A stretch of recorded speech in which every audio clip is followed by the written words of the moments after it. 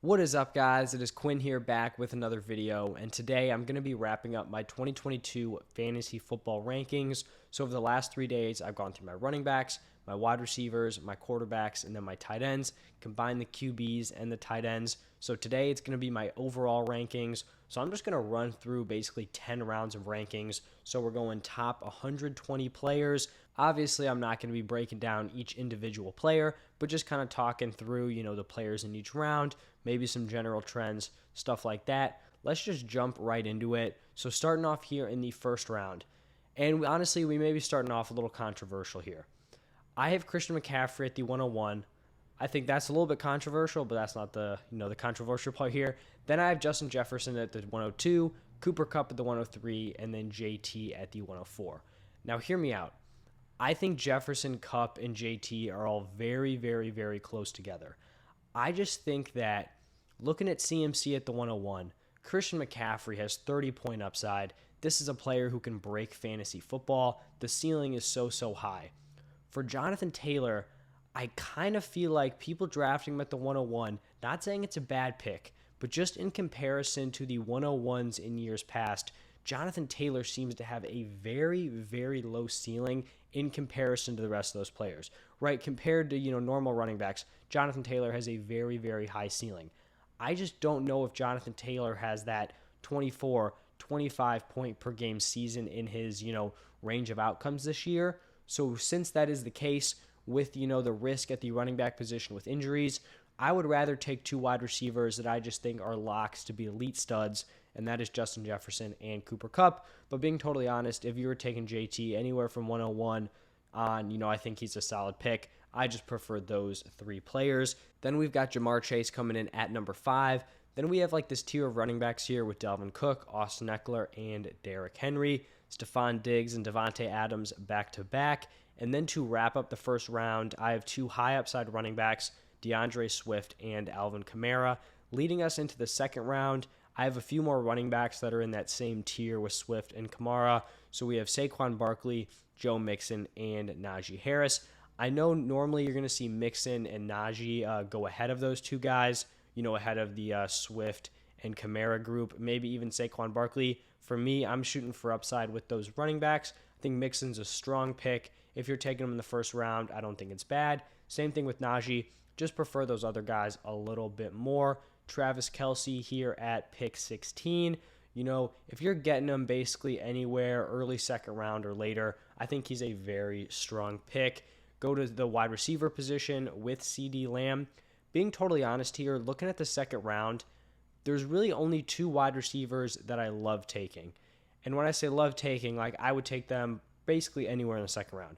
There'd be CD Lamb and Deebo Samuel. As you can see, there are wide receivers I have ranked at the back end of the second round, but obviously in an ideal world, some players are falling. At the back end, you're going to have a Mark Andrews, maybe a Fournette, an Aaron Jones. These are players that I'd much rather take compared to the guys, the wide receivers at the back end.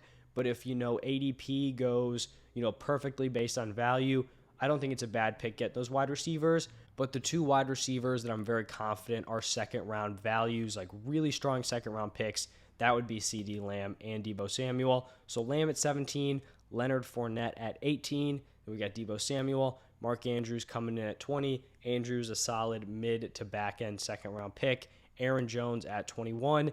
And then this is where I have that run of wide receivers that I was talking about. So Keenan Allen, Mike Evans, T. Higgins, those guys finish up the second round. Then leading into the third round, we continue with the wide receivers, Tyreek Hill, A.J. Brown. All those dudes are in a tier for me. Really order them however you want. I'm guessing people probably like Tyreek Hill and more of those other guys, but it is what it is. I actually have Kyle Pitts up here at 27. When I went through these rankings, I really wasn't expecting to have him this high, but I just think there is a drop-off at the running back position. There's also a drop-off at wide receiver, and I just feel very confident that Kyle Pitts is going to be a stud this year. So would I want to pick him early third round? Probably not. I would hope some of these other guys are going ahead of him, but I think mid-third round and on, I think he's just a strong pick.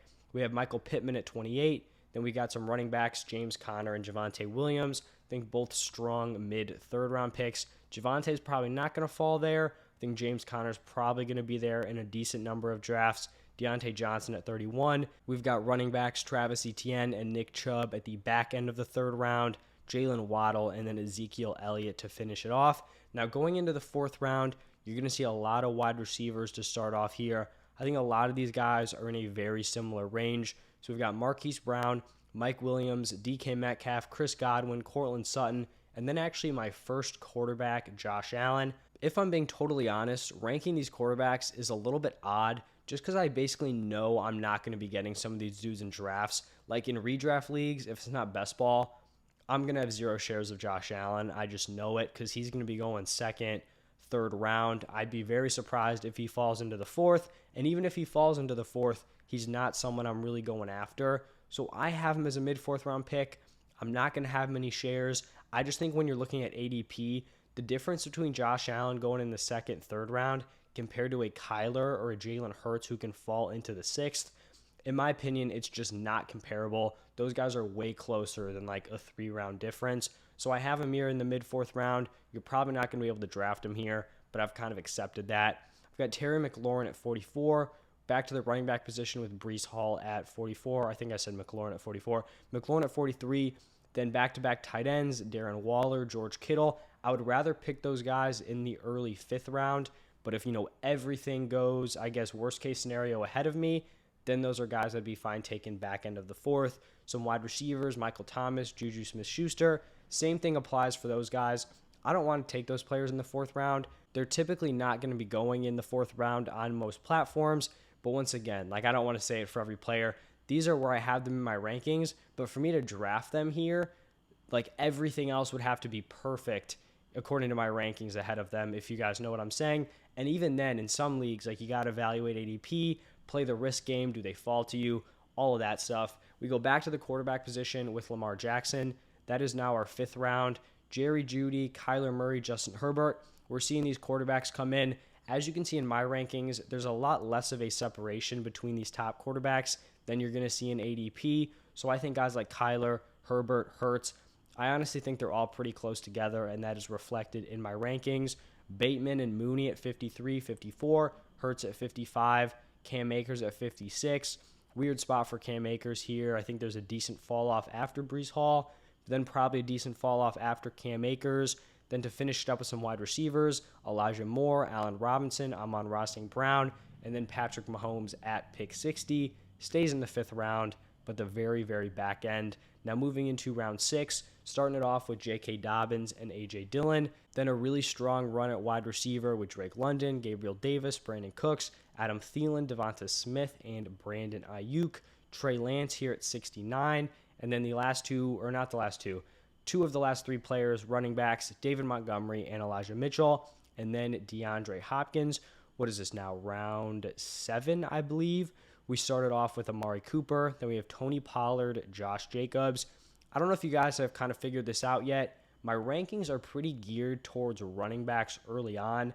First, probably 2.5 rounds. I'm interested in these running backs. Wide receivers maybe a little bit pushed back. Late round 3, round 4, round 5, round 6, I'm hammering the wide receiver position. I think that is where the value is. So you're likely going to be drafting these players way later than where I have them ranked. But that's just kind of how I am structuring my drafts typically. So Cooper and Pollard, 73, 74. Jacobs, 75. Some wide receivers, Kadarius Toney, Hunter Renfrow. Then we have CEH, Dalton Schultz, Chase Edmonds, Tom Brady, Damian Pierce, Kareem Hunt, and Miles Sanders. These are where we're starting to get into some of these end of the dead zone running backs, where now this is probably a spot where you want to start selecting these guys again. You probably want to be avoiding them rounds 3 through 6-ish. At this point, I think the value is there on these guys. Now, what is this? Round 8. We've got some quarterbacks, Joe Burrow, Russell Wilson. That second tier of guys, maybe you could argue a different tier, but I think of those guys as elite ceilings, ending at Trey Lance. Then you have your Bradys, your Burrows, your Wilsons, guys you trust every week, but probably don't have that elite upside. Then we've got Ramondre Stevenson, Treylon Burks, some more young wide receivers, Sky Moore, Chris Olave, then Hawkinson, Garrett Wilson, Matthew Stafford, Christian Kirk, and Tyler Lockett. We've got 2 more rounds left here. At 97, I have Dawson Knox. Then we're really going to be interested in some of these running backs here. Like I said, end of the dead zone. this is a spot where I'm fine going out and getting my running backs. Maybe it's my number 2, maybe it's my number 3, maybe it's even like a 1-2 punch if you started off 0 RB. So Melvin Gordon, James Cook, Cordero Patterson, Rashad Penny. We go back to the tight ends, Zach Ertz, Dallas Goedert, back-to-back, former teammates. Go back to the running back position with Damian Harris and Devin Singletary. Then back to the wide receivers with Tyler Boyd and Julio Jones. And then the last round, we've got Allen Lazard at the 109. Some running backs, Antonio Gibson, Kenneth Walker. Teammates, Chase Claypool and George Pickens. Another young wide receiver in Jahad Dotson. Russell Gage at 116. Some running backs, handcuff players, Darrell Henderson and Alexander Madison, 117, 118. Rashad White at 119, and then we have Aaron Rodgers at 120. So those are my like top 10 rounds of rankings. This is like the sheet that I'd be using heading into a draft. So if you guys want to reference these rankings, totally cool. Let me know what you guys think about these down below in the comment section. If you guys enjoyed the video, do me a huge favor, hit that like button and subscribe to the channel, and I'll see you guys in the next one.